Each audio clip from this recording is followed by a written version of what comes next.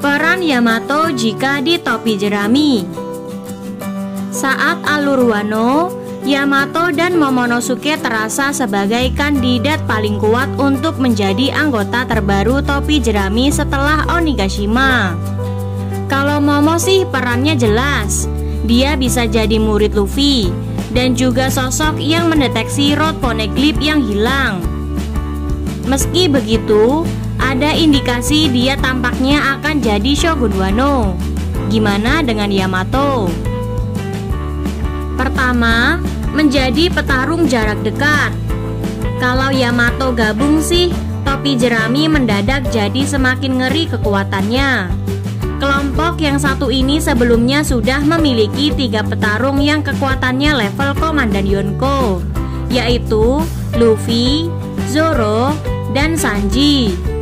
Terus mereka baru ketambahan Jinbe pula. Melihat gimana Yamato mampu bertarung 1 lawan 1 cukup lama lawan Kaido, level kekuatannya jelas di atas Tobiropo. Dia juga punya buah iblis Oguchi no Makami yang tampaknya istimewa. Bayangkan betapa epiknya jika topi jerami memiliki anggota anak Kaido. Mendengar reputasinya saja, bajak laut level rendah dan angkatan laut bisa gemetar duluan. Terlebih saat Yamato mengerahkan Raime Hake khas Kaido. Saat ini topi jerami memang butuh lebih banyak petarung kuat, terutama karena One Piece memang terasa sudah memasuki babak-babak akhir. Kedua, pembimbing Luffy dengan jurnal Oden. Yamato memiliki jurnal Oden. Dia pun tampaknya sudah hafal isi buku itu, hingga kalau memang jurnal itu nanti direbut atau rusak, ia masih ingat isinya. Yamato pun bisa jadi membimbing Luffy untuk menemukan Love Tale dengan memberi petunjuk soal lokasi rod poneglyph keempat. Kelompok bajak laut Roger dulu menemukan rod poneglyph di Fishman Island.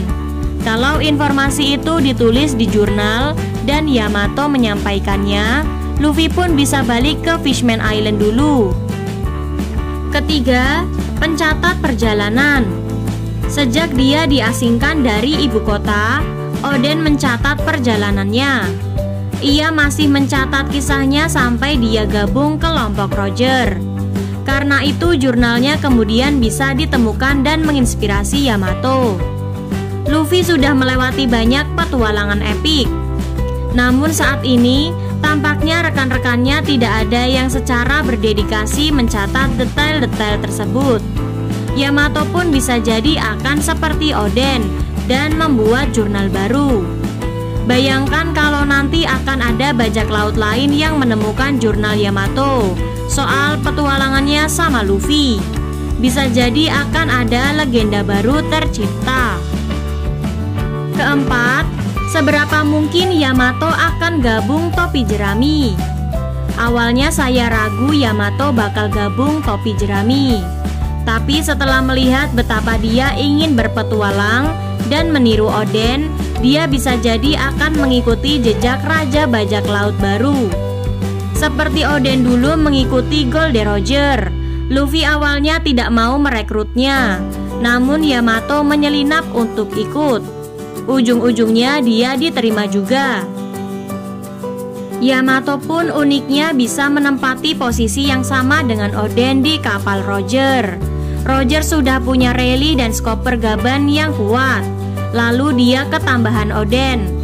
Luffy sudah punya Zoro, Sanji, dan Jinbe, lalu dia bisa ketambahan Yamato. Oden lalu mencatat perjalanan Roger hingga akhir. Yang jadi masalah hanya Oden dulu bisa membaca poneglyph dan bahkan memahat batu itu. Yamato seharusnya tak memiliki kemampuan itu. Namun, posisi pembaca poneglyph sih setidaknya sudah diisi Robin. Nah, menurut kamu akankah Yamato gabung topi jerami? Tuliskan pendapat kamu di kolom komentar.